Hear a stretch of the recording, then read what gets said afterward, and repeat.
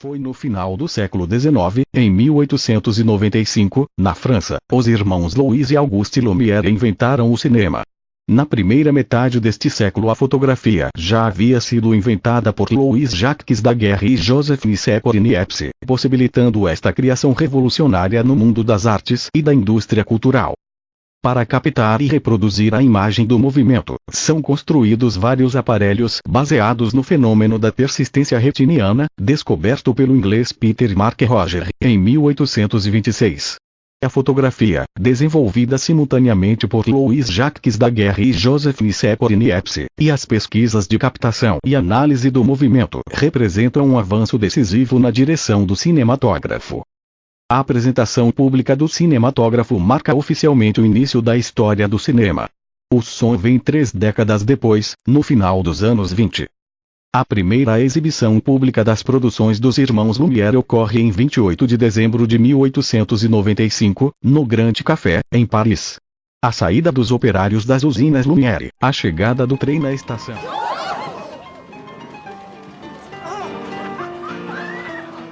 E o almoço do bebê são alguns dos filmes apresentados.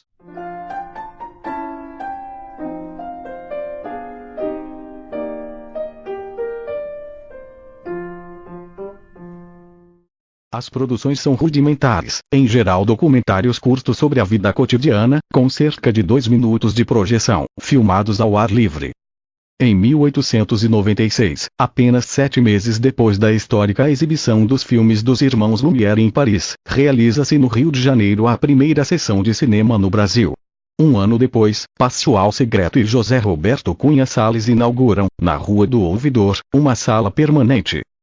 Durante 10 anos dos anos iniciais, o cinema brasileiro enfrentou grandes problemas para realizar a exibição de fitas estrangeiras e a fabricação artesanal de filmes, devido à precariedade no fornecimento de energia elétrica no Rio de Janeiro. A partir de 1907, com a inauguração da usina hidrelétrica de Ribeirão das Lajes, o mercado cinematográfico floresceu. Cerca de uma dezena de salas de exibição são abertas no Rio de Janeiro e em São Paulo, e a comercialização de filmes estrangeiros acompanha uma promissora produção nacional. Em 1898, Afonso Segreto roda o primeiro filme brasileiro, Algumas Cenas da Baía de Guanabara. Em seguida, são realizados pequenos filmes sobre o cotidiano carioca e filmagens de pontos importantes da cidade, como o Largo do Machado e a Igreja da Candelária, no estilo dos documentários franceses do início do século. Outras exibições e aparelhos de vários tipos, como os animatógrafos, cineógrafos e vitascópios, surgiram em outras cidades, além do Rio, como São Paulo, Salvador, Fortaleza. O repertório dos filmes exibidos nessa época não se diferenciava do que era apresentado em outros países. Cenas rápidas mostrando paisagens, chegadas de trem, cenas circenses, animais, touradas e outros fatos cotidianos. Acompanhavam as exibições nacionais alguns filmes vindos do exterior de diretores como Edson Melles, Pathé e Gaumont. Os locais de exibição variavam. Barracas de feiras de diversão, salas improvisadas, teatros ou outros locais, como foi o caso de Petrópolis, que teve seu cassino como lugar de exibição. Os anos compreendidos entre 1908 e 1911 ficaram conhecidos como a Idade de Ouro do Cinema Nacional. No Rio de Janeiro, formou-se um centro de produção de curtas, que além da ficção policial, desenvolveu vários gêneros. Melodramas tradicionais, A Cabana do Pai Tomás, dramas históricos, A República Portuguesa, patrióticos, A Vida do Barão do Rio Branco, religiosos, Os Milagres de Nossa Senhora da Penha, carnavalescos, Pela Vitória dos Clubes, e comédias, Pega na Chaleira e As Aventuras de Zé Caipora. A maior parte é realizada por Antônio Leal e José Labanca, na Poto Cinematografia Brasileira. Em 1908 são realizados no Brasil os primeiros filmes de ficção, uma série considerável com mais de 30 pequenos filmes. A maioria baseada em trechos de óperas, criando a moeda do cinema falante ou cantante com intérpretes atrás da tela, outros engenhos sonoros, o que fosse possível. Essa produção variada sofre uma redução significativa nos anos seguintes, por causa da concorrência estrangeira. Em decorrência disso, muitos profissionais da área cinematográfica migraram para atividades comercialmente mais viáveis. A crise gerada pelo desinteresse dos exibidores por filmes brasileiros, gerando um distanciamento entre a produção e a exibição em 1912, não foi uma questão superficial nem momentânea. Os circuitos de exibição, que começavam a se formar na época, foram seduzidos por perspectivas de negócios mais lucrativos com produtoras estrangeiras, adotando definitivamente o produto de fora, principalmente o norte-americano. Tal fato colocou o cinema brasileiro na marginalidade por tempo indeterminado.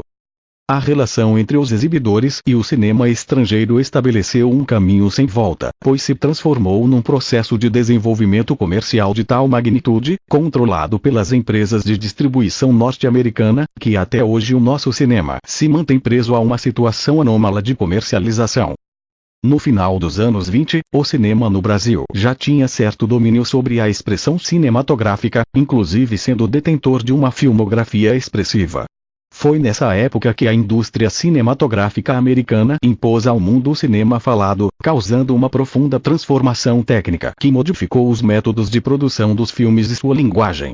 Os estúdios norte-americanos passaram a ditar as novas regras tecnológicas, levando os outros países a seguir esse novo caminho. Nessa época, existiam 4 empreendimentos cinematográficos que buscavam trabalhar o cinema falado: Cinédia, Carmen Santos, Atlântida e a Chanchada. Tudo isso ocorreu com o convívio da enorme precariedade técnica do cinema sonoro brasileiro, mas que mesmo assim permitiu que nossa identidade cultural fosse registrada e consagrada nos anos 30 e 40. Durante a década de 60, diversos movimentos culturais, políticos e sociais estouraram pelo mundo. No Brasil, o movimento no cinema ficou conhecido como Cinema Novo. Ele tratava os filmes como veículos para a demonstração dos problemas político-sociais do país. Esse movimento teve grande força em países como França, Itália, Espanha e principalmente Brasil. Aqui, o cinema novo tornou-se uma espécie de arma do povo, nas mãos dos cineastas, contra o governo. Uma câmera na mão e uma ideia na cabeça é o lema dos cineastas que, nos anos 60, se propõem a realizar filmes de autor, baratos, com preocupações sociais e enraizados na cultura brasileira. Nos anos 70, a palavra de ordem dos ex-cinemanovistas é mercado é cultura. Tratava-se de fazer com que os filmes brasileiros fossem vistos pelo público de cinema no Brasil.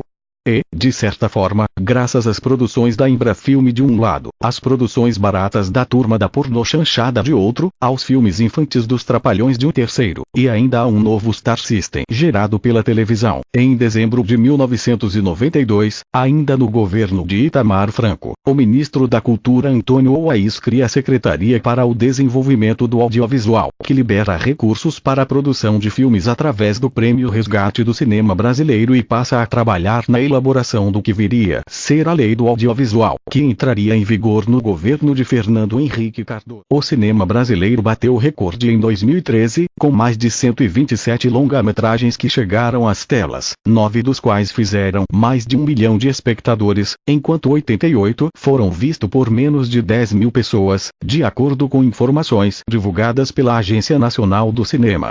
Os números marcam aquele que é o melhor ano da indústria audiovisual nacional desde o início dos anos 80.